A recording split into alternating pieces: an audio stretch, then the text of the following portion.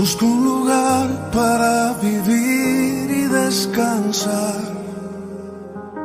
donde no hace falta ni llamar.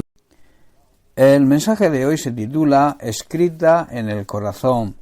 Cuando Dios creó al primer ser humano, escribió en su corazón la ley y marcó el principio de obediencia a su voz, a su palabra.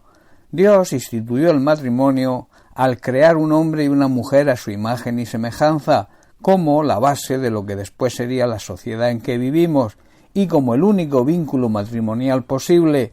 Todo esto quedó grabado en el corazón de ellos.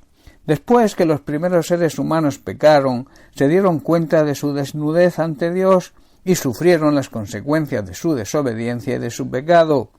Aunque no existía todavía la ley escrita, o sea, las tablas de la ley, entregadas después por Dios a Moisés en el monte Sinaí, sí existía una ley y ese principio de obediencia que al desobedecer ellos rompieron.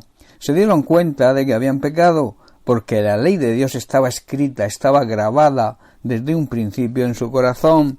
Pablo en Romanos capítulo 2, versículos 12 al 15, dice lo siguiente: porque todos los que sin ley han pecado, sin ley también perecerán, y todos los que bajo la ley han pecado, por la ley serán juzgados, porque no son los oidores de la ley los justos ante Dios, sino los hacedores de la ley serán justificados. Porque cuando los gentiles que no tienen ley hacen por naturaleza lo que es de la ley, estos, aunque no tengan ley, son ley para sí mismos, mostrando la obra de la ley escrita en sus corazones, dando testimonio su conciencia y acusándoles o defendiéndoles sus razonamientos.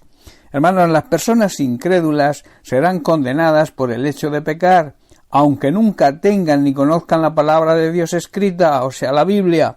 Los incrédulos, aunque no conozcan la palabra de Dios escrita, muestran que fue escrita en su corazón cuando por instinto la obedecen, aunque nunca la hayan oído ni leído. Así demuestran que tienen la palabra de Dios escrita en el corazón, porque su propia conciencia y sus propios pensamientos o los acusan o les indican que están haciendo lo correcto.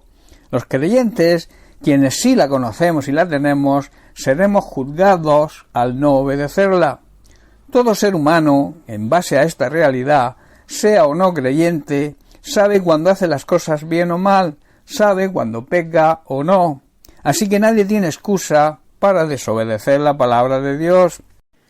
En el libro de Hechos y en el capítulo 23, en el versículo 1, Pablo, en su defensa ante el concilio, hace referencia a la conciencia y dice: entonces Pablo, mirando fijamente al concilio, dijo: varones hermanos, yo con toda buena conciencia he vivido delante de Dios hasta el día de hoy.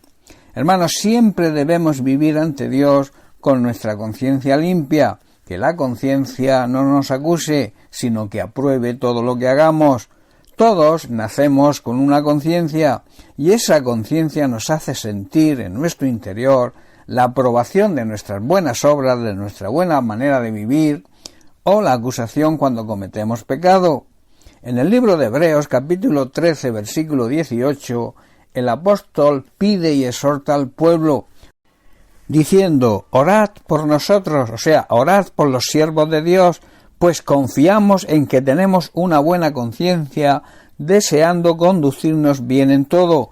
Esto hoy va dirigido también a su iglesia, porque debemos orar unos por otros para que nos comportemos con integridad, seamos honestos, que vivamos una vida llena de santidad, apartados de toda contaminación, de todo pecado, dedicados a servir al Señor, y de esta manera tendremos una limpia conciencia y ésta nunca nos acusará.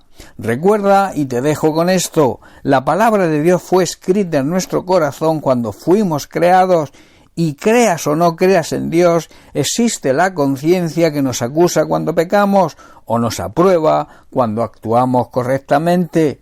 Bien, pues hasta aquí el mensaje de hoy. Que Dios te bendiga. Un abrazo.